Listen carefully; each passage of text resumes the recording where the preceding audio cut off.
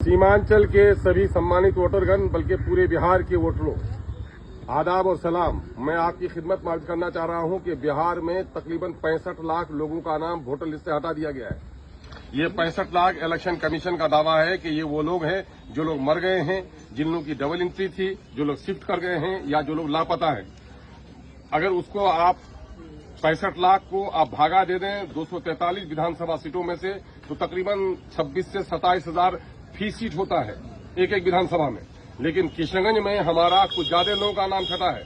अमोर बैसा में हमारे 45,000 लोगों का नाम हटाया गया है। किशनगंज विधानसभा क्षेत्र में 49,000 लोगों का नाम हटाया गया है। कोचा धामन में 30,000 लोगों का नाम हटाया गया है। बहादुरगंज में 31,000 लोगों का नाम हटाया गया है। ठाकुरगंज में 29,000 लोगों का नाम हटाया गया है, जो अनुमान से ज्यादा है। ये जो वोटर लिस्ट अभी आपके बीएलओ के पास आया है, इसमें आपका नाम चढ़ गया है, तो इससे आप संतुष्ट और मुतमईन मत हो जाइए। ये प्रारूप है, इसको कहा गया है ड्राफ्ट रोल है। ये है कि आप जिंदा हैं, आपने अपना नाम चढ़ा लिया है। 2003 के हवाले अगर आपने दे दिए हैं वोटर लिस्ट के, काफी नहीं है। वो 11 कॉलम में से एक कॉलम का सबूत आपको देना है, जिसमें जैसे कि जन्म प्रमाण पत्र है, बोर्ड का सर्टिफिकेट है, पासपोर्ट है, आवास प्रमाण पत्र है, 87 से पहले का बैंक खाता वगैरह है। तो हमारे लोगों के पास चूंकि पढ़े लिखे लोग कम हैं, इस वजह से उनके पास बोर्ड सर्टिफिकेट नहीं है। लोगों के पास जन्म प्रमाण पत्र भी नहीं है। 2006 के लोग जन्म लिए थे, उन्हीं का नाम 2024 में चला, और 2006 में 100 में सिर्फ 16 आदमी का नाम वोटर लिस्ट में चला था। इसलिए आप गफलत में मत रहिए। वो 11 कागज में से एक कागज जमा कीजिए।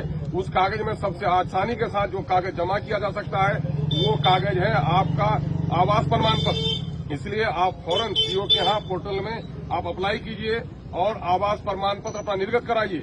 और दूसरा मामला हो सकता है वो पारिवारिक सूची ऑफलाइन भी होता है। पारिवारिक सूची सीओ के यहाँ बनवाइए और वक्त रहते हुए बीएलओ के पास कागज जमा कर दीजिए।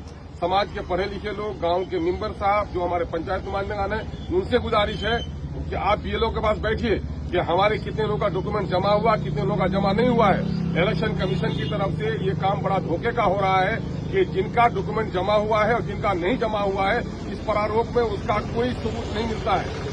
ऑनलाइन भी देखिए कि मेरा डॉक्यूमेंट जमा हुआ कि नहीं जमा हुआ है, इसका कोई इंडिकेशन नहीं मिलता है। होना ये चाहिए था जब ये प्रारूप जारी कराया गया, जिनका डॉक्यूमेंट जमा हो गया था उनके डॉक्यूमेंट जमा होने का उसमें सबूत होना चाहिए था, और जिनका डॉक्यूमेंट जमा नहीं हुआ था उनका ब्लैंक होना चाहिए था। ऐसा कुछ भी नहीं है। इसलिए बीएलओ के पास बैठिए और अपना नाम देखिए कि मेरा डॉक्यूमेंट जो जमा हुआ है कि नहीं जमा हुआ है। इसके बाद जो फाइनल लिस्ट तैयार होगा, वो लिस्ट होगा, फाइनल पब्लिकेशन होगा। फाइनल पब्लिकेशन में मुमकिन है कि आज 1,45,000 का नाम हटा है, और अगर लोग डॉक्यूमेंट जमा नहीं कर सकें तो इनकी तादाद 2,45,000 भी हो सकती है। इसलिए उस वक्त अगर आपका नाम छूट जाएगा तो उसके बाद फौरन इलेक्शन का डिक्लेरेशन होने वाला है। आचार संहिता लागू होने के बाद आप अपना परमाना लेके फिरिएगा, आपका नाम नहीं चढ़ेगा।